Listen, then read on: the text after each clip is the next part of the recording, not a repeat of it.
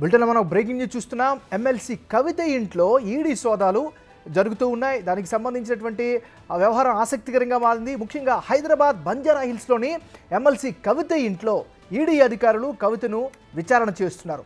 సుమారు 10 మంది అధికారులు కవిత ఇంటికి వచ్చారు. కవితతో పాటు ఆమె భర్త వ్యాపారాలపై కూడా ఈడీ అధికారులు ఆరా తీస్తున్నారు. సౌత్ గ్రూప్కి సంబంధించి ఈడీ అధికారులు పలు ప్రశ్నలు అడిగినట్లుగా కూడా తెలుస్తోంది.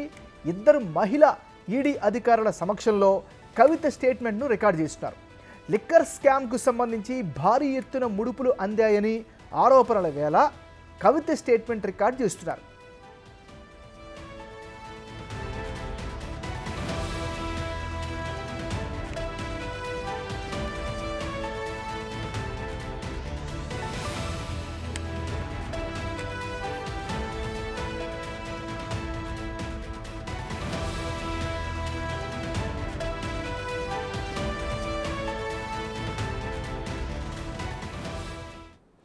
ఇక ఢిల్లీ లిక్కర్ స్కామ్ వ్యవహారం ఆసక్తికరంగా మారింది. హైదరాబాద్ బంజారా హిల్స్లోని ఎమ్మెల్సీ కవిత ఇంట్లో ఈడీ అధికారులు కవితను విచారణ చేస్తున్నారు. ఇక విచారణకు సంబంధించి తాజా సమాచారాన్ని అందించేందుకు మా రిపోర్టర్ సురేష్ లైవ్లో సిద్ధంగా ఉన్నారు.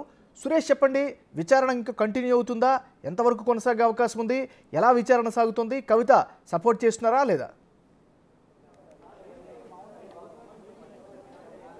ఈడీ అధికారులు మొత్తం 10 మంది టీం లోపల కవితని విచారిస్తున్నారు. Liquor scam కేసులోనే కవితని విచారిస్తున్నారు. ఈడీకి సంబంధించి ఇద్దరు మహిళా అధికారులు కూడా ఈడీ అధికారులతో పాటు రావడం జరిగింది కవిత నివాసానికి. అందులోనే ఇప్పుడు కవితని స్టేట్మెంట్ రికార్డ్ చేస్తారు. లిక్కర్ స్కామ్కి సంబంధించిన ఈడీ దగ్గర ఉన్న సమాచారంతో ప్రశ్నల వర్షాలు కురిపిస్తూ ఆమెకు సంబంధించి స్టేట్మెంట్ని రికార్డ్ చేస్తున్నారు. అయితే ఈ కవితకు సంబంధించిన న్యాయవాదుల బృందం ఇక్కడికి రావడం జరిగింది. లోపలికి వెళ్ళనీయకుండా సెక్యూరిటీ ఇక్కడ అడ్డుకోవడం జరిగింది. ఎవరిని లోపలికి అనుమతించొద్దు అని చెప్పేసి ఈడీ అధికారులు ఆదేశించడంతో గేట్కు ఇక్కడ ఎవరిని అనుమతించట్లేదు. ఇప్పటికీ కొద్దిసేపటి క్రితమే న్యాయవాది, హైకోర్టు న్యాయవాది మాట్లాడడం జరిగింది మీడియాతో.